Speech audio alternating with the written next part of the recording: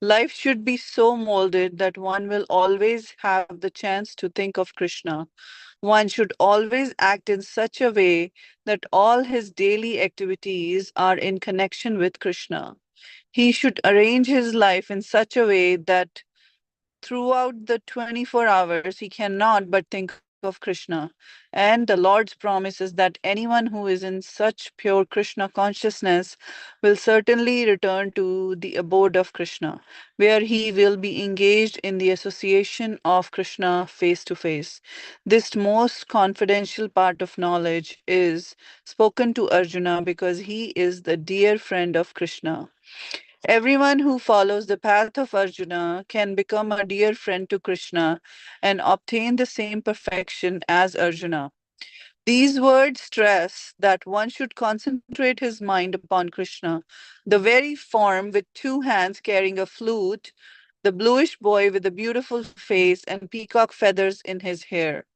There are descriptions of Krishna found in the Brahma Samhita and other literatures.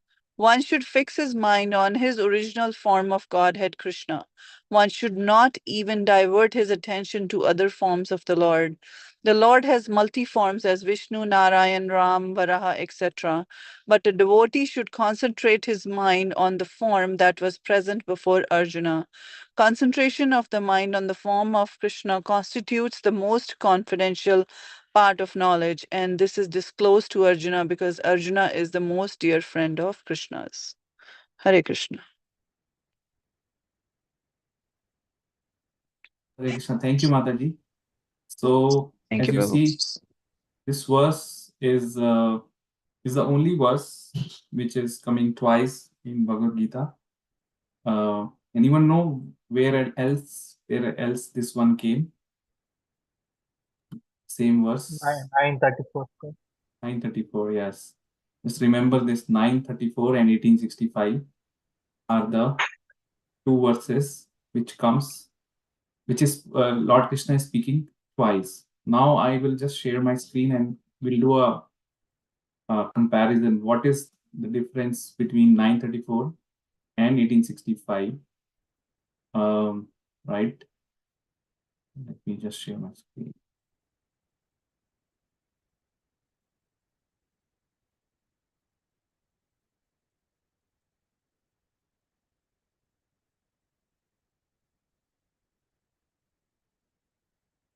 Okay.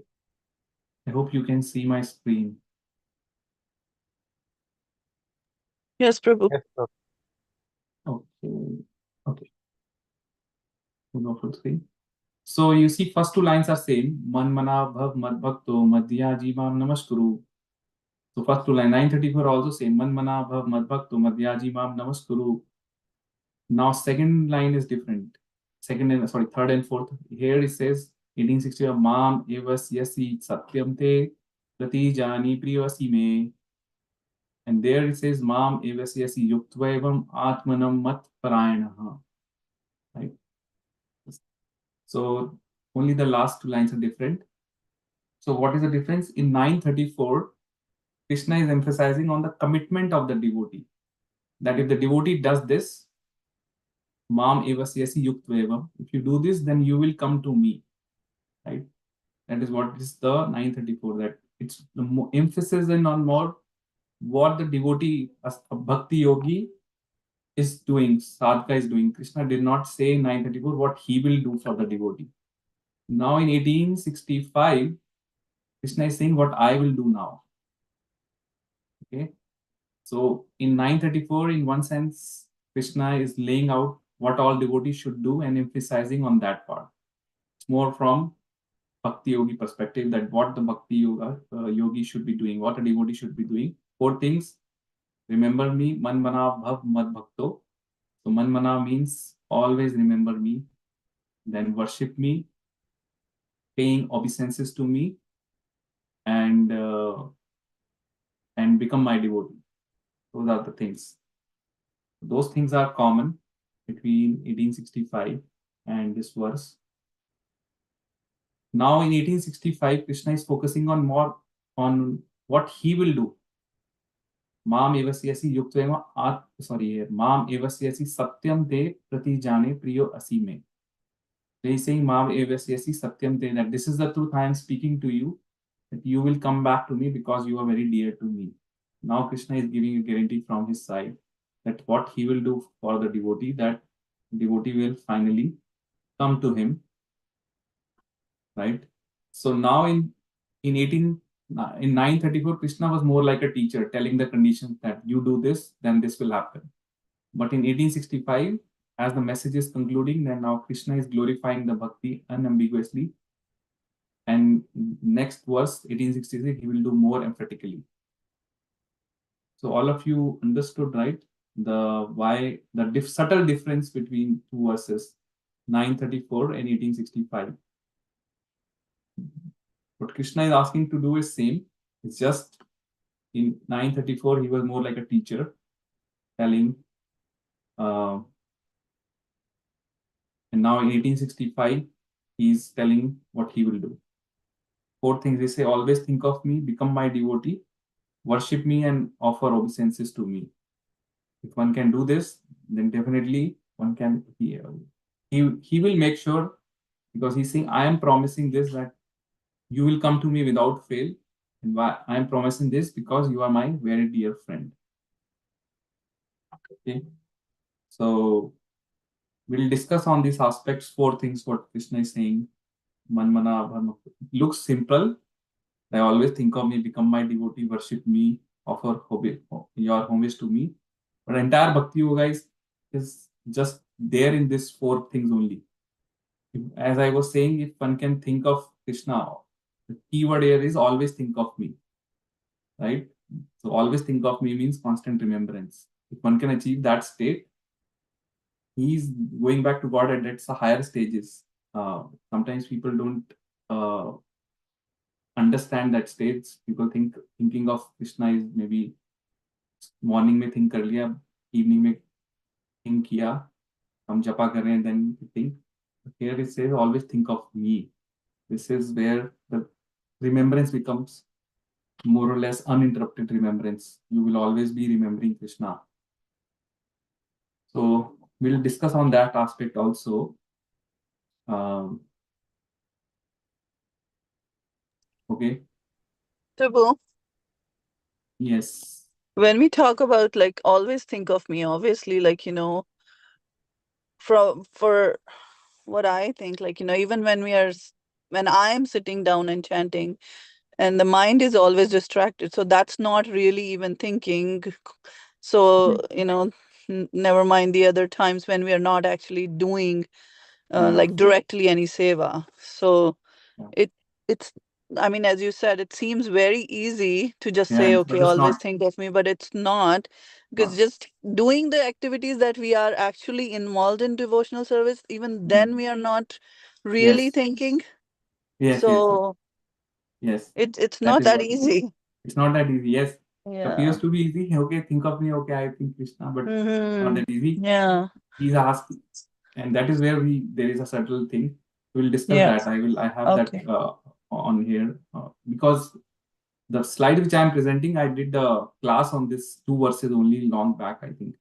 So I'm just using those things. This verse is important. Why? Because this is describing the supreme most confidential of all instruction in Bhagavad Gita. We all know. And that's why in 1864, Krishna says Sarva Guhyayam. That means this is the most confidential of all. And he also uses the word Paramam Vachaha. Paramam Vacha means this is the supreme instruction. This is the topmost instruction amongst all the instructions. That is why this is coming twice in Bhagavad Gita. Okay. So this is the only verse which comes twice. Also referred by Krishna as this is the Raj Vidya, king of all knowledge. Okay. So Krishna is telling Arjun to hear from him the most confidential and supreme instruction, because he's very dear to him. So he's saying this knowledge is the right recipient is someone who is dear to, who is not envious of Krishna, who is the dear friend. That's why this knowledge, 1865 and 66 verses, are specially meant for devotees, bhakti yogis only. Okay, not meant for general public, because they won't understand. Plus, they will always say, why only Krishna? Why we pay only homage to Krishna, and why not to Shiva, and why not to all others, right? So it's not for them. So it's describing the affection that Krishna has towards Arjuna and all his devotees. So that affection only happens in the Bhakti Yoga. Okay, it's not even there in Karma Yoga, Jnana Yoga, any other yoga. That affection is not there from both sides, neither towards from devotee to Krishna, neither from Krishna to devotee. So that's why these verses are specifically Sarva Guhyam for devotees. And Prati Jane, he uses this word Prati Jane, which is proclaim, declare boldly. These are very important words. Because, you know, like if someone promises you in private, then he can always break his promise. He can always go back. But here, Lord Krishna is telling to Arjun that you declare boldly to all.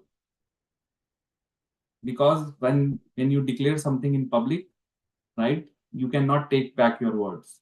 So here Krishna is giving that surety. Prati Jane Priyo Asime. You declare it boldly. He uses again Prati Jane, this word in ninth chapter also, where he says, my devotee never perishes. Here he's saying, you declare it boldly that I will make sure that my devotee, he will come back to me without fail. That's the guarantee. 108% guarantee which Krishna is giving to all the devotees. He uses this word in 931 also, when they say, Kante prati jane na me bhaktya pranashyati, that declare it boldly that my devotee never perishes. Right? So why he uses this, because people may say, as I said, like Krishna can go back on his words if something is in private conversation, but when you declare it to the whole world, it becomes a proclamation. Okay. So 4 things Krishna focusing on: always think of me, become my devotee, offer obeisances to me, and worship me. And result is that you will come back to me without fail. Okay. Prabhupada in his lecture has quoted this verse multiple times. In one of lecture, he says, unless you become devotee, you cannot think of Krishna. That is automatic. If you think of Krishna always, the emphasis again, Prabhupada says always, that means you are devotee.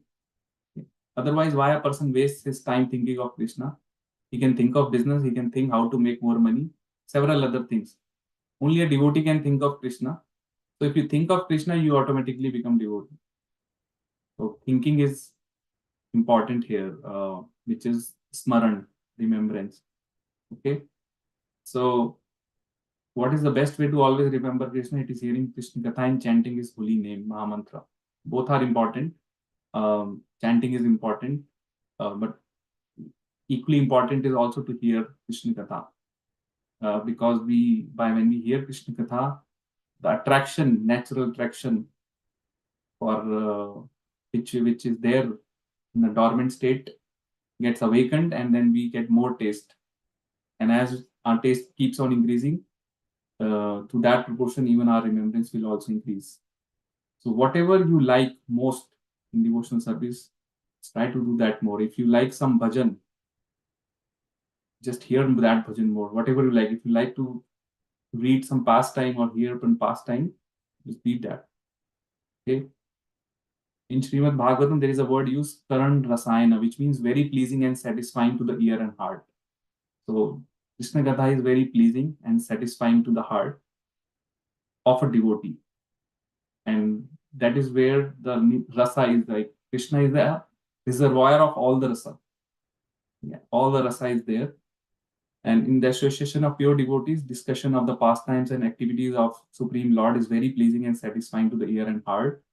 And by cultivating such knowledge, one gradually becomes advanced on the path of liberation. And therefore, thereafter, he is freed and his attraction becomes fixed. Right? So this is the stage where we all have to reach, where our attraction becomes fixed. Then real devotion and devotional service begin. Okay.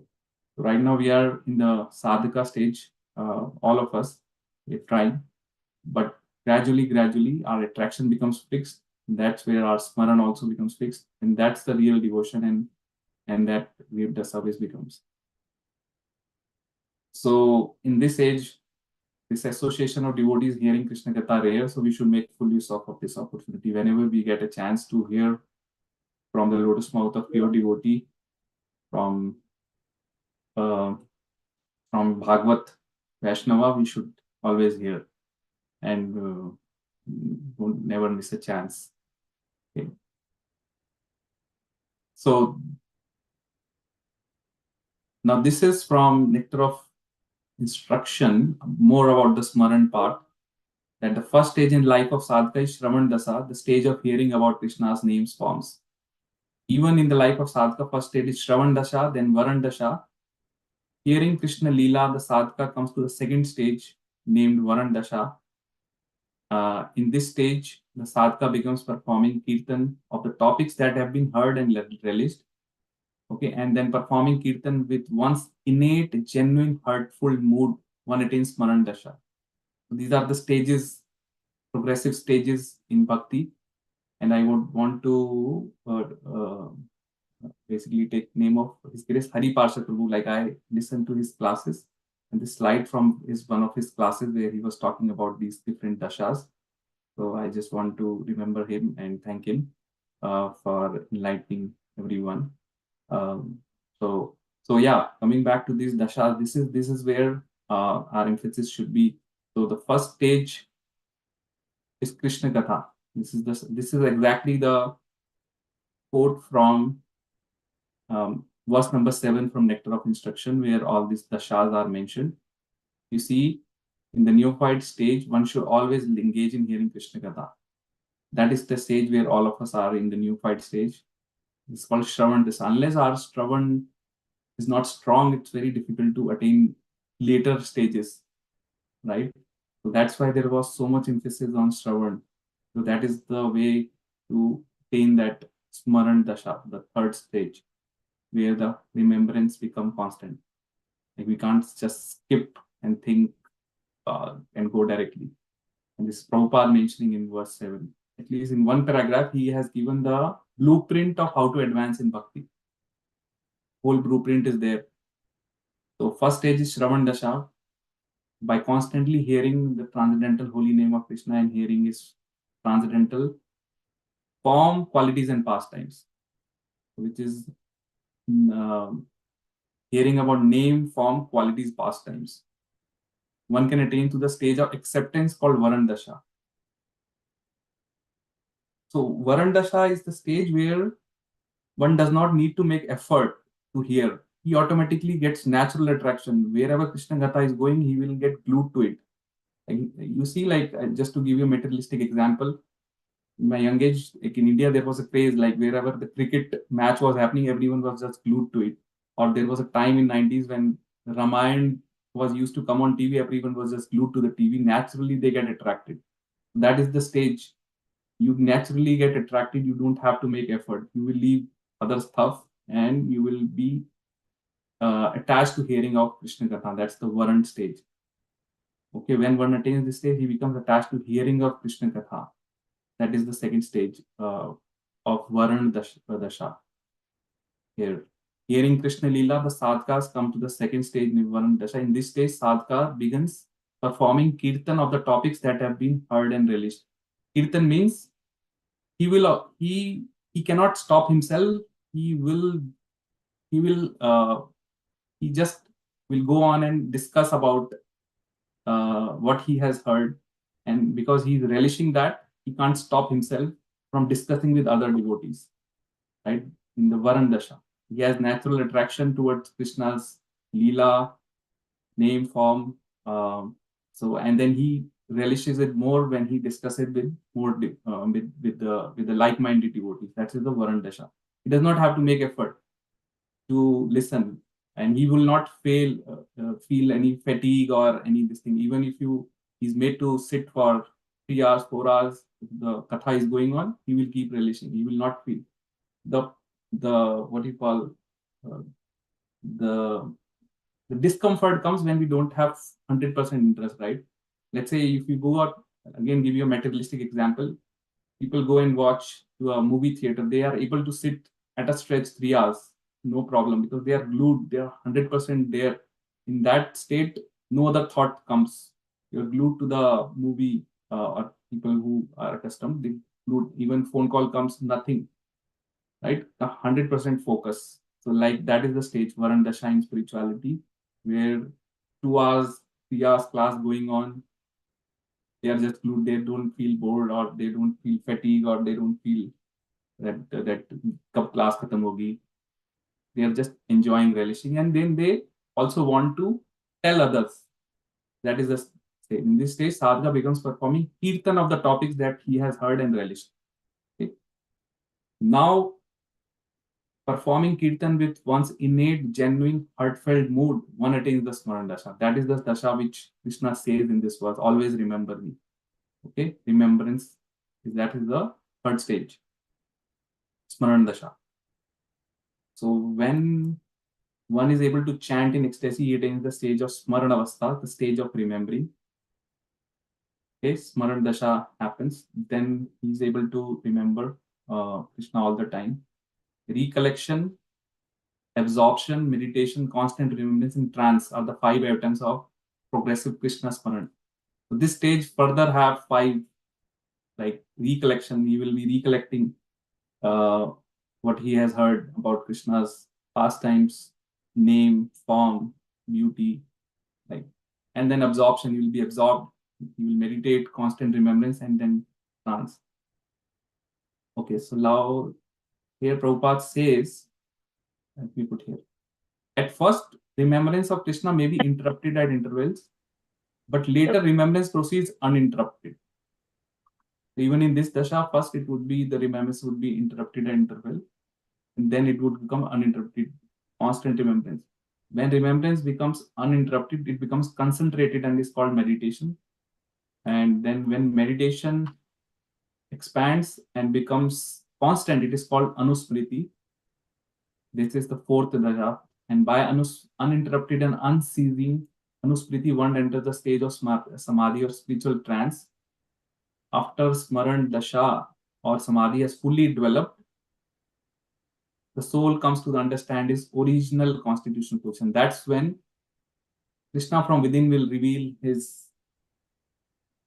um, siddha, what you call original position, like what he is going to be in the spiritual world. He will know exactly, at this stage, he will know exactly what his relationship is with Krishna, in what is his primary rasa, and he will know his constitutional position. At that time, he can perfectly and clearly understand his eternal relationship with Krishna, and that is called Sampatti Dasha, the perfection of life. So he now become, right? There is, what is it called? Siddha Sharir. Like he knows his constitutional position, and then in this, he starts doing, um, he starts worshipping Lord in that mood, and he does Mansik Puja in that mood. So that is the later stages. But at this stage, the perfection of life is achieved, Sampatti Dasha, and one becomes eligible to go back to the spiritual world because he now knows his original constitutional position. He knows what he is or what he's going to be in the spiritual world. So that is what it is. Prabhuji, Hare Krishna. Who is this? Yes, Mataji. Prabhuji, can you please repeat one more time the Varana Dasya? Okay. Okay, second one, right? Varun Dasha. Yeah. Okay, let me repeat that one more time. Yeah.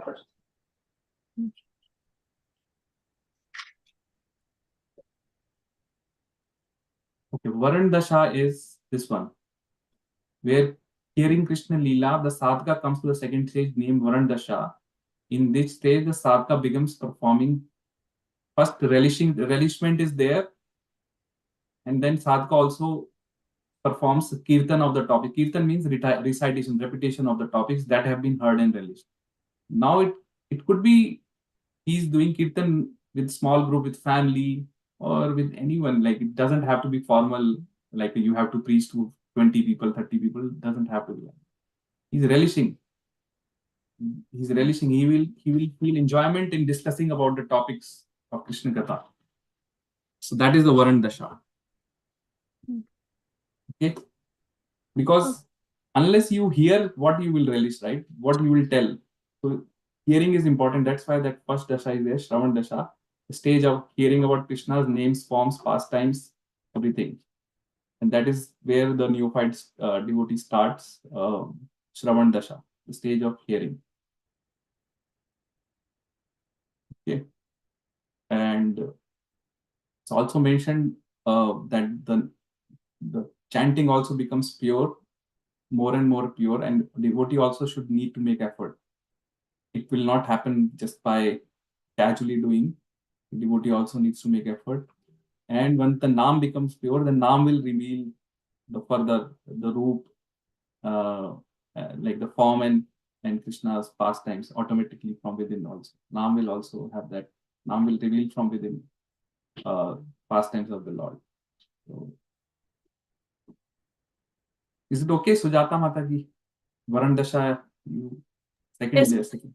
Yes, Prabhuji. Got it. So it's basically the stage of Prabhupada writes the stage of acceptance.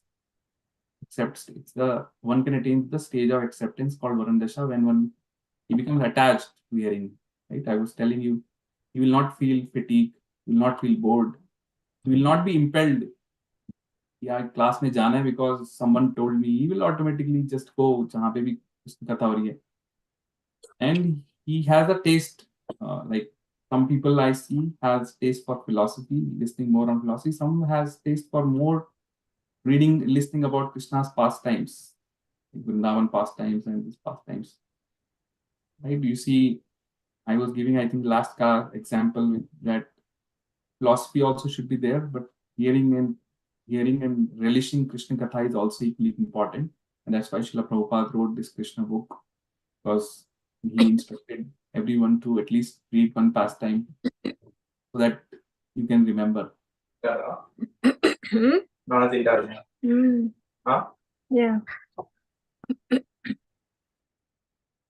Okay. So that's about first aspect. Okay. So now moving on, I think we covered enough on the Smaran part, remember. Next, Krishna talks about offer obeisances and worship me. Now someone may ask, or someone has asked, that why we are only worshipping Krishna and not anyone else. Did Krishna really ask us to worship? Sometimes people ask. So yes, in this sloka, Krishna is giving that answer, that offer obeisances to me and worship me. Right? So every jiva has that loving propensity that is natural. Problem is that normally that loving propensity is wrongly placed and we are becoming frustrated. So here Krishna is saying that if you simply follow this process, man mana bhaktan bhakto, you can come to me, your original loving father. So we can always understand this Krishna's eagerness or love towards us by examining how anxious father or mother becomes when child has gone out of home, has not returned in time. Right? The parents become so anxious. Like earlier, I remember when mobile phone was not there, there was no like, and the child has not come. Like parents are literally out. They are on the road looking when will come. Now mobile is there, so you can call. But there was a time when mobile was not there. So that is how anxious Krishna is for all of us, that he wants us to receive. He is very anxious to have us back to our original home, but he will not force us or interfere with our free will. He will not. That is not love. I think I mentioned in the last class that one cannot. That's why Krishna has given that little free will.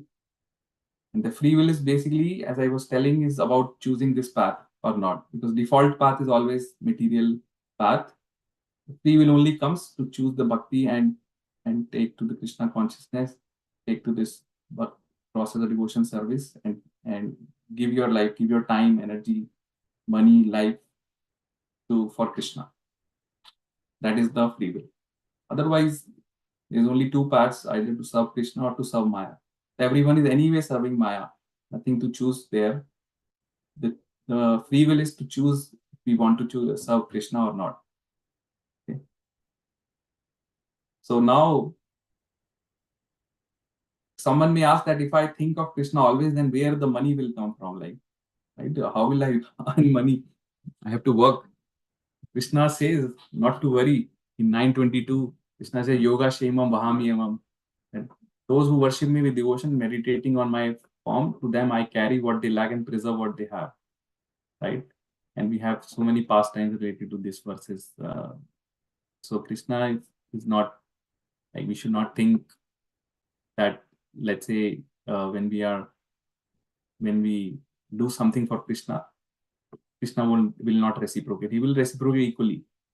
It's same as a parent and child. Like parent knows that uh, when he's giving let's say money to the child, pocket money, and on the birthday of a parent, father, mother, that child uses that money and brings some gift, parents become happy. The father or mother knows that this is the money which I have given only, but just the gesture of that child to use that money for bringing a gift makes father or mother happy. Same thing, Krishna has given all of us resources. So he knows this is me only who has provided all this house, car, money, everything.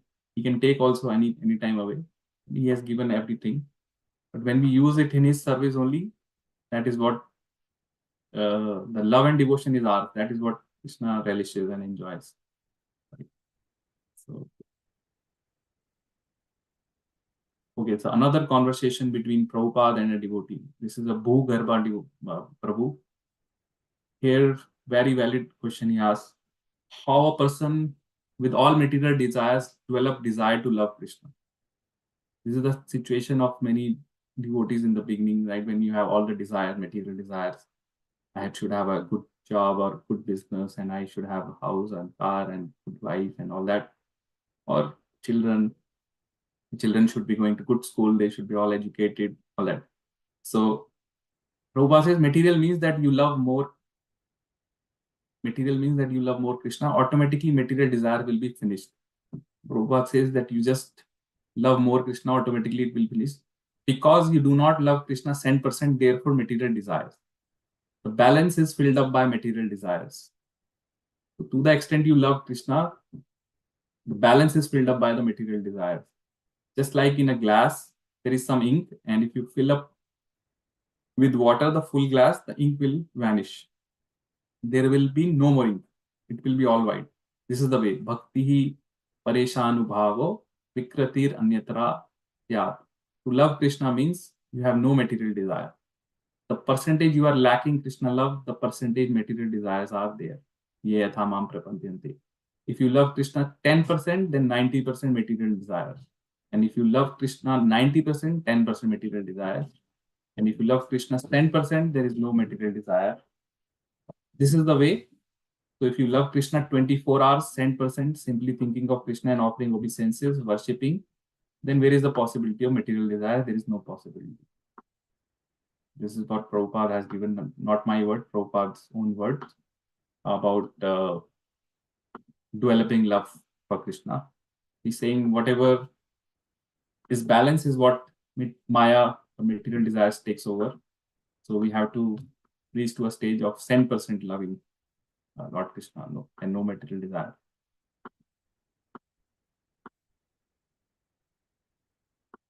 This, I think I already told, this is the only verse spoken by Krishna twice. How important is this? Prabhupada has quoted this verse more than 800 times in his lectures. So this 1865 is quoted more than 800 times in his scriptures. Okay. So some of the practical ways, this is my own thing, how I can always remember Krishna. As I was saying, Prabhupada has given us a way to daily mold our life in a way that one can have a chance to think about Krishna. In morning, we should do a quality round, perform some arti, and possible to read something from Shastra, Bhagavatam, Bhagavad Gita.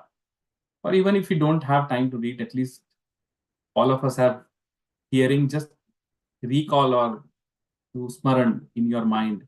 Let's say you are driving, or you are sitting, or you are going in a car or a public transport. Just do something fruitful like remembrance reading. So morning you can spend 1.5 hour.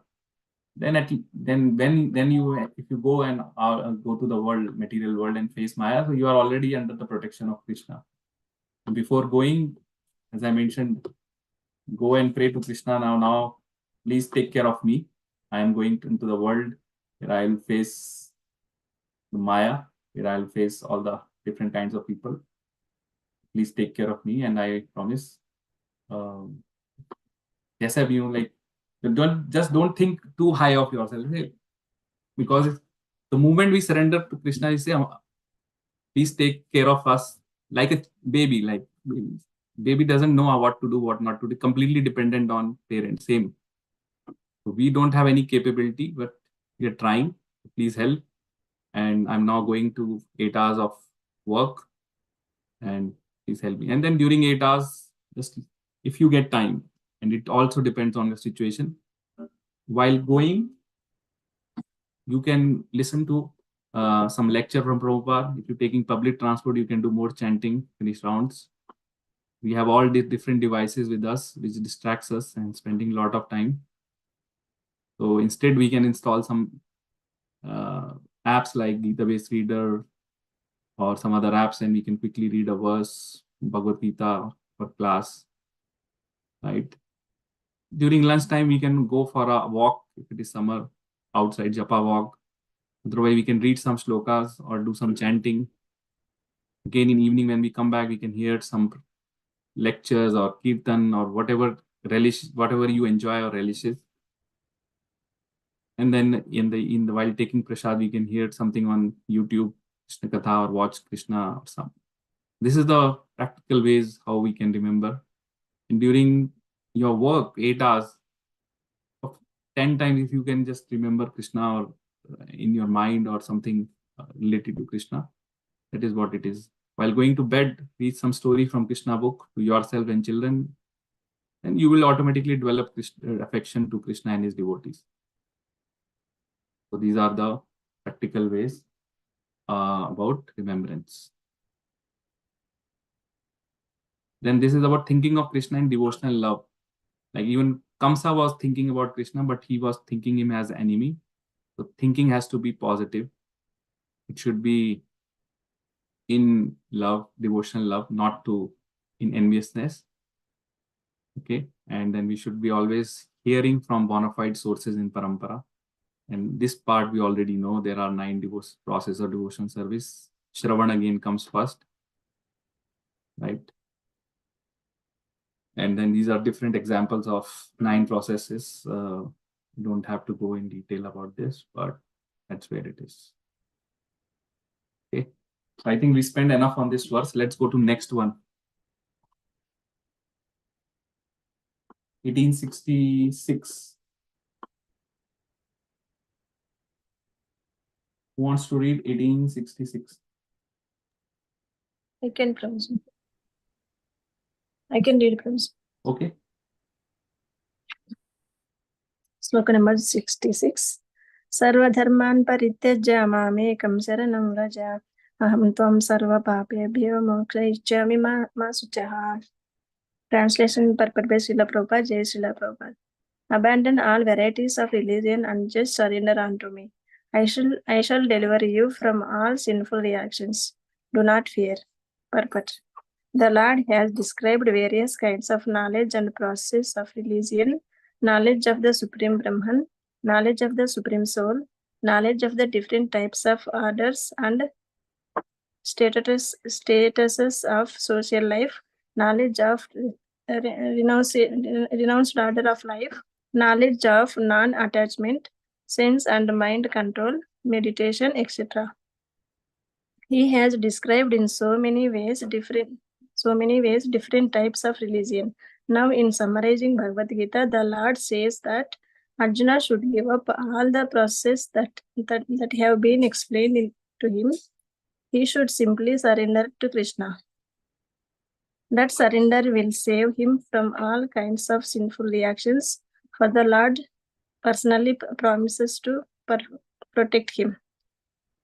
In the 7th chapter, it was said that only one has to become free from all sinful reactions can take to the worship of Lord Krishna. Thus, one may think that unless he is free from all sinful reactions, he cannot take to the surrendering process. To such doubts, it is here said that even if one is not free from all sinful reactions, simply by process of surrendering to Sri Krishna, he is automatically freed. There is no need of strenuous effort to free oneself from sinful reactions. One should unhesitatingly accept Krishna as the supreme savior of all living entities. With faith and love, one should surrender unto him. The process of surrender to Krishna is described in the Hari Bhakti Vilasa 11.676. अनुकूलस्य संकल्प प्रतिकूलस्य वर्जनम रक्षिष्यतीति विश्वासो गोप्तृत्वे वरणम तथा आत्मनिक्षेप कार्पण्ये सद्विधा शरणागतिः. According to the devotional process, one should simply accept such religious principles that will lead and ultimately to the devotional service to the Lord. One may perform a practical occupational duty according to his position in the social order, but if by executing his duty one does not come to the point of Krishna consciousness, all his activities are in vain. Anything that does not lead to Krishna, does not lead to the perfectional stage of Krishna consciousness should be avoided. One should be confident that in all circumstances Krishna will protect him from all difficulties. There is no need of thinking how one should keep the body and soul together. Krishna will see to that. One should always think himself helpless and should consider Krishna the only basis of his progress in life. As soon as one seriously engages himself in devotional service to the Lord in full Krishna consciousness, at once he becomes freed from all contaminations of material nature. There are different processes of religion and purificatory process by cultivation of knowledge, meditation in the mystic yoga system, etc. But one who surrenders unto Krishna does not have to execute so many methods. That simple surrender unto Krishna will save him from unnecessarily wasting time. One can thus make all progress at once and be freed from all sinful reactions. One should be attracted by the beautiful vision of Krishna. His name is Krishna because he is all attractive. One who becomes attracted by the beautiful, all powerful, omnipotent vision of Krishna is fortunate. There are different kinds of transcendentalists. Some of them are attached to the impersonal Brahman vision. Some of them are attracted by the supreme soul feature, etc. But one who is attracted to the personal feature of the supreme personality of Godhead, and above all, one who is attracted by the supreme personality of Godhead as Krishna himself is the most perfect transcendentalist. In other words, devotional service to Krishna in full consciousness is the most confidential part of knowledge, and this is the essence of the whole Bhagavad Gita. Karma yogis, empiric philosophers, mystic and devotees are all called transcendentalists. But one who is a pure devotee is the best of all. The particular word used here, masuchaha, don't fear, don't hesitate, don't worry, are very significant. One may be perplexed as to how one can give up all kinds of religious forms and simply surrender unto Krishna, but such worry is useless. Hare Krishna. Hare Krishna. So I think all of you have heard this verses multiple times in classes and lectures. So Prabhupada writes that Krishna is saying, after describing all kinds of knowledge and processes of religion, Karma Yoga, Gyan Yoga, Dhyan Yoga, Sankhya Yoga, everything, at the last he says, Just abandon all varieties of religion, all varieties of process of religion. Just do one thing, one simple thing, which is surrender to me. That is his final instruction. Surrender to me. And then he'll say, I guarantee you that I shall deliver you from all sinful reactions. Like, do not fear. Krishna is giving us surety, again, assurance to Arjun and to all of us that we should not fear. And Prabhupada says that sometimes people fear about the sinful reactions. And 7th chapter also it mentioned that unless one has become free from sinful reactions, one cannot take to the worship of Krishna. Sometimes people think, how will I do? But here is the answer. And Prabhupada says, as soon as one takes surrenders to Krishna, is automatically freed from all sinful reactions simply by the process of surrendering. He's automatically freed. He doesn't have to worry about past sinful reactions. Just need to surrender. And there is no effort, extra effort required on our part to free us from sinful reactions. Nothing required. The bhakti is so potent, so strong, it can burn all the sinful, past sinful reactions. It's so potent. So one should just surrender to Krishna. And then comes the verse. I think everyone should know this verse. This is the main thing about surrender, because everyone talks about surrender, but what really surrender is this in the verse Hari Bhakti Vilas, which is Anukulasya Sankalpaha Pratikulasya Varjanam Rakshishyati Vishwasa Gopritve Varnam Tatha Atma Nikshepa Karpanya Sadvida. This is the sixth. Sadvida means this is the sixth Lakshana of Sharanagati. Sharanagati is the surrender. Okay, this is Bhakti Vinod Thakur also wrote on this verse. So that is we'll discuss about all these 6 aspects. And if one really wants to surrender Krishna, not just do a lip service that, yeah, I am surrendered, and he has to follow these 6 principles. Then only he is considered as a surrender. Otherwise, it's just making fool of yourself only. Like for the namesake, people will say, yeah, I am surrendered. But then when it comes to follow this process, then say, oh, this is difficult. Okay. I'll again share my screen.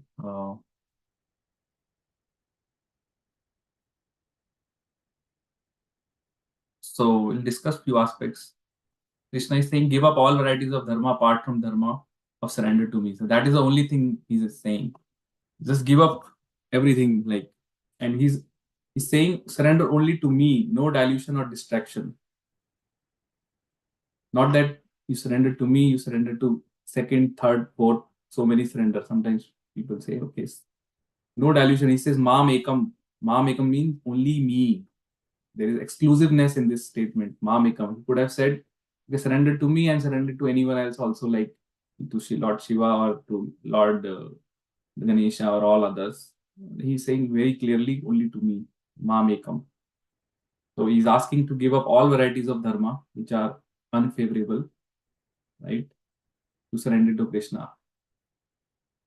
For example, we'll take the example of Parikshit Maharaj. When he was cursed that he will die in 7 days, he literally gave up all dharmas and took up hearing Srimad Bhagavatam. Right? That is the full surrender. He literally gave up. He knows he has 7 days. He just left everything, left his kingdom. He just spent last 7 days, 7 nights in hearing Srimad Bhagavatam. Full 100% surrender. Right?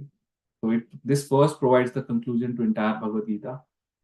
Now, Maya will have their own ways for us to not surrender, and there are newer and newer ways of illusion coming up, which will keep away from Krishna, and that is what our biggest challenge would be. To, like earlier in 90s, it's only the television, right? Then comes video games, now phones, now mobile phones, now social media, WhatsApp. So these are all different ways now. Even within the family, everyone has devices and people are not talking to each other, even under the same roof. They are talking on social media, or I see sometimes people wishing each other happy birthday also on social media, living in the same house. So it's become a little more and more impersonal right now with the devices and all. And now next wave will come of artificial intelligence. Who knows what will happen? So this is all illusion, which basically is keeping away from Krishna. So we have to be aware about all this. So Krishna is waiting for years and years for us to look towards him and surrender to him as our father. As I mentioned, he's eagerly waiting for us to return to our original spiritual home. And Prabhupada says, if we take one step, Krishna takes 10 steps, 10 steps towards us. And Krishna is telling this most confidential knowledge to our benefit. It's not for his benefit. He spoke this Bhagavad Gita for our benefit, right? He would not have to speak this Bhagavad Gita in the spiritual world. There, they don't have to do this surrender. They are already surrendered there in spiritual world. He specifically came to material world to speak this Bhagavad Gita for our benefit, because we are the unfortunate ones who are still struggling in this material world. Yeah, the only good fortune is now we are all reading Bhagavad Gita, but if someone is not, then he's most unfortunate, because even after getting the human body, he does not know, or he does not know the true knowledge or the true goal of human life. Then it's a waste, the waste of whole life, whatever nature has provided 70-80 years. It's just person comes and works and enjoys and earns money, and that everyone and animals are also doing. They are also having their nice family. They're also enjoying in groups, having a party. Their enjoyment is also not inferior. For us, it may look inferior, but if you ask any animal, he will be equally satisfied with his life. That is ignorance. All of you may have heard the pastime when Indra was cursed, he became a pig, and he had his family, a pig family, 5 children. And when the time was over for his curse to be over, he did not want to go back to take his position of Indra. He was satisfied in his life of pig. And Brahmaji has to come back and take him. And he told him that. So that is how strong the illusion is. It will make you feel comfortable in whatever life one is, whether it would be a life of pig, dog, cat. But as per Bhagavad Gita, that's the human life is specifically meant for making advancements spiritually and reviving our love for Krishna and doing this surrender process. Okay, that is why Krishna is telling this most confidential knowledge for the benefit of the humans, mankind. Now, 6 principles of surrender we just heard. Listen this carefully now. Okay. First principle is anukulasya sankalpa. Very easily, those who know Hindi, anukul means which are favorable. Sankalpa means favorable endeavors. Pratikul means unfavorable. Varjanam means leave. Varjanam, leave it. So first 2 principles, which are anukulasya sankalpa and pratikulasya varjanam, are very important, as they are actions. We literally perform them. Rest 4, other 4 principles are emotions. We don't do it. It's emotion. It's in there in the consciousness. Okay. So first principle is anukulasya sankalpa, which means accept everything which will help me to progress in devotional life, devotional service of the Lord. Accept everything. So as I was telling, mind is the place where all the thought comes, and intelligence is where it says, okay, accept or reject, accept, reject. Intelligence is the filter. And then it becomes and goes to the next stage where one do a sankalpa. It goes to a stage of sankalpa where one says, yes, I will do it. And then the action will happen. First, mind will generate something, intelligence has to filter it, and then only sankalpa will happen. So we have to make sure the sankalpa should be always anukul. It should be anything, any action which we do, it should lead to the for us to progress in the service, devotional service of the Lord. Bhakti mein aage badhna, piche nahi jana hai. That is anukulasya sankalpa.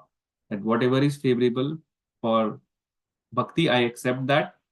Just remember this line. Whatever is favorable for bhakti, I will accept that. Whatever is unfavorable for bhakti, I will reject that. If one is not able to determine this, then he can take help from senior devotees. He can take help from Shiksha Guru. Everyone will help, right? If one is confused. So these 2 principles are clear. Rest 4 are emotions, which is rakshishyati iti vishvaso. Rakshishyati iti vishvaso, which means we should have this vishwas that in any circumstance, no matter what happens, Krishna will always protect you from all dangers. ये विश्वास होना चाहिए. ये विश्वास कुछ भी हो जाए लाइफ में, whatever may happen, I will not going to leave this path, and Krishna will always protect me from all dangers. So this emotion should be there with us, no matter what happens. One should not deviate or even doubt about Lord Krishna. मेरे साथ ही ऐसा क्यों हुआ? One should, right? Sometimes this thought may come, even after doing so much devotion, such thing happened with me, accident happened, or this happened, or I lost my job or something. So that is happening because of your past karma, and Krishna has nothing to do with that. You are just facing the consequences of your past karma. So Rakshishyati Vishwaso, that Krishna will always protect me from all dangers. This is line number 3 in that verse. Rakshishyati Vishwaso. Rakshishyati iti Vishwaso. Ye Vishwas. This is also simple, like Vishwaso means have faith. Rakshishyati means have faith that Krishna will always protect me. Then comes 4th, which is Goptriteve Varnam Tatha, that Krishna is my only maintainer. He's my only maintainer. I am not dependent on anyone else. In all activities, he is my only maintainer. So even if I have to ask, I have to ask Krishna. First of all, we don't have to ask. Do you ever think a baby has to ask his mother that I am hungry, please feed me the milk? Never has to ask. Mother knows automatically what the child needs. Automatically that is fulfilled. We don't need to ask any material things. Krishna knows what we need. Automatically that is taken care. Right? So, but one should have firm faith that Krishna is my only maintainer. Okay, that Prabhupada writes that there is no need of thinking how one should keep the body and soul together. Krishna will see to that. That is his problem. That is not my problem. How Krishna will keep me. If he's able to maintain a elephant, big elephant who eats tons of food, so I just need 2 chapati in morning, 2 in evening. That's it. Krishna will provide that. So one should think himself helpless and should consider Krishna the only basis for progress in his life. And then comes Atma Nikshepa. Atma Nikshepa means surrendering everything in Krishna's service. My whole existence is dependent on Krishna. Everything is dependent. That's the Atma Nikshepa. Okay, complete surrenders. And then comes Karpanya. Karpanya means having a humble attitude. Humble attitude, not get puffed up. Oh, I did this. Even artificially, or not artificial, like artificially outside, we may show humble attitude amongst devotees, but what is going inside is what matters. Outside doesn't matter. So inward, if we are becoming proud, then we have to cultivate this humble attitude and don't think we can do this. We should be grateful to Krishna that even if we are able to achieve anything, Krishna chooses us as a medium. And because of him, I could do it. Prabhupada tell many times, people used to ask, Prabhupada, you did such great, you built so many temples in such a short span. It's a miracle. And Prabhupada always used to say, I did nothing. This is all my Guru Maharaj's blessing. I did nothing. So that is how one should be humble. Humble in all the dealings, even dealings with devotees, non-devotees, everyone, one should have a humble attitude. Krishna is very much, I see when I read this Bhagavad Gita, many times he has emphasizing on the humbleness. Like in chapter 13, when he talks about 20 qualities, which is knowledge, first is humbleness. Let me show you. So this humbleness has led, and if you see, Chaitanya Mahaprabhu is also emphasizing on humbleness. Trinadapi Sunichena verse in Shastri. And so humbleness is the key. Like, no matter what happens, remain humble in your dealings with, particularly when it comes to devotees. Yeah, one should be very careful and not get into arguments or fighting or anything or grudge or all. This is all will take you back in the bhakti. Like you make, let's say you spend 3-4 years in progressing, and you get into some devotee and he takes offense, it takes you back. Your taste will go down. Definitely it goes down. You will not get that taste. So this one is very, very important. Karpanya, last one. In order for us to present, we have to be tolerant. Sometimes even if we have to tolerate some something, like sometimes we get chastised or something, we should take in a positive way and not have a grudge or any enviousness or anything for devotees. Have a humble attitude. So these are four are the emotions for Sharanagati. First two are actions, four are emotion. All these emotions develop gradually over a period of time when practice bhakti. Okay, so one do not have to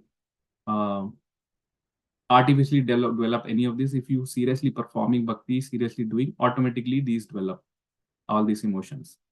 But first two actions, one has to use intelligence.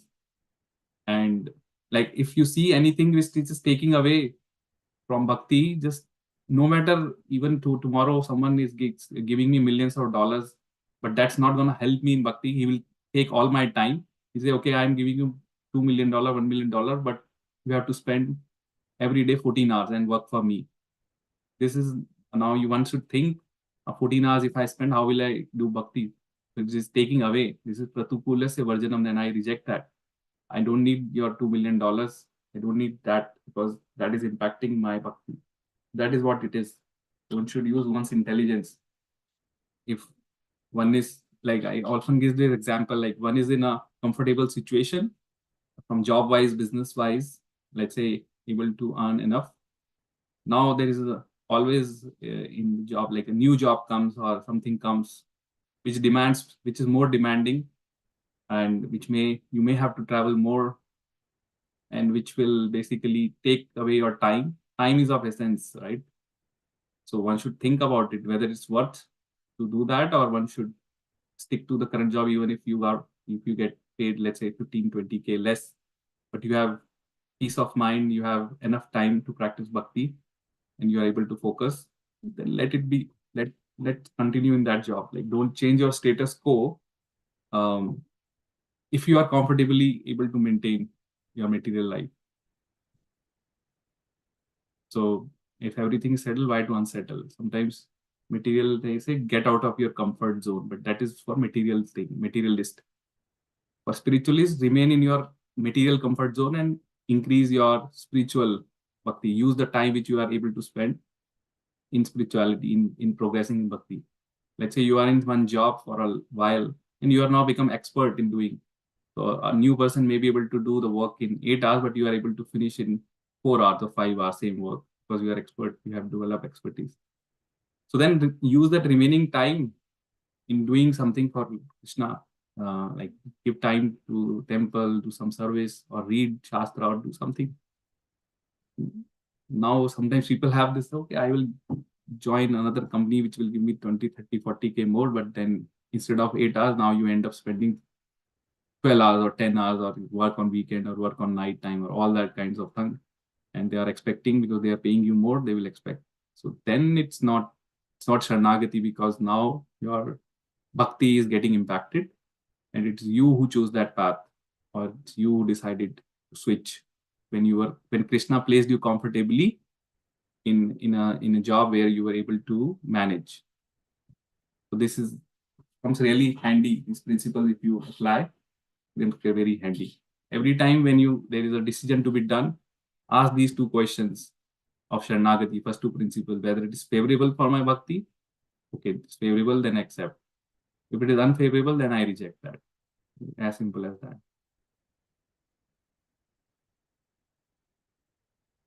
Okay. So that is the Sharanagati. Now, talking about removing the sin, right? Because Krishna says, I will take away of sin. So that was about Krishna's Kshatriya Dharma and Kula Dharma. There was a conflict between his Kshatriya Dharma and Kul Dharma. Kshatriya Dharma wants him to fight, but his Kul Dharma means the person whom he was fighting was his relatives. So that does not basically, there was a conflict. As a Kshatriya, he has to fight and take back his kingdom.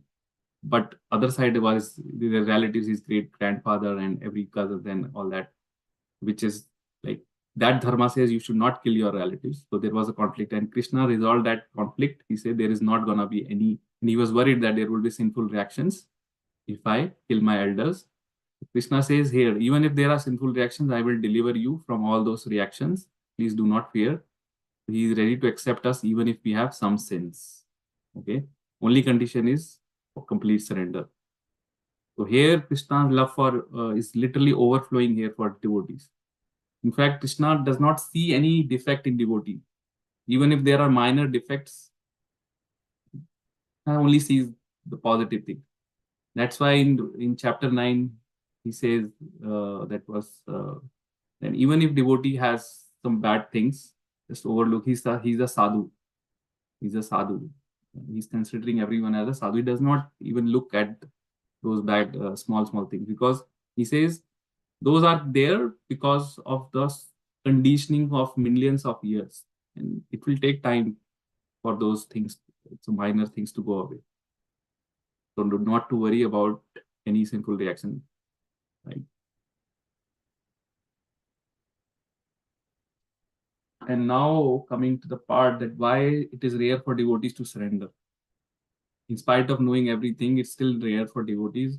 And Krishna says in 7:19, Bahunam Janmanam Ante Gyan Mam Prapadyate Vasudeva Sarvamiti Samahatma Sudurlabha. So that Mahatma who knows after many births and death, he who is actually knowledge surrenders unto me, knowing to me the cause of all causes and all that is such a great soul is very rare.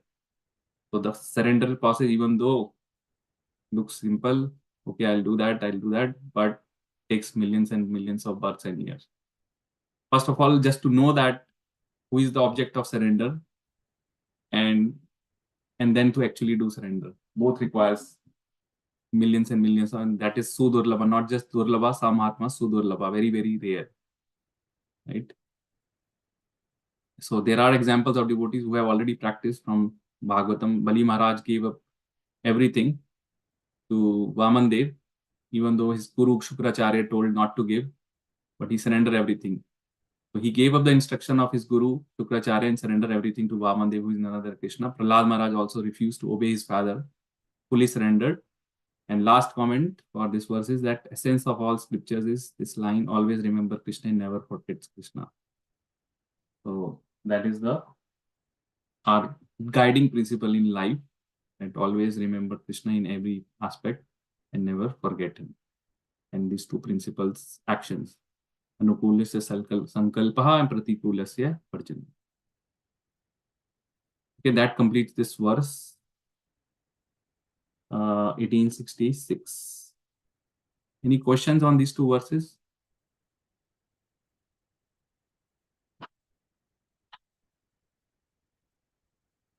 You are clear? Can anyone want to repeat 6 principles of Sharanagati? Just maybe you can look in your book.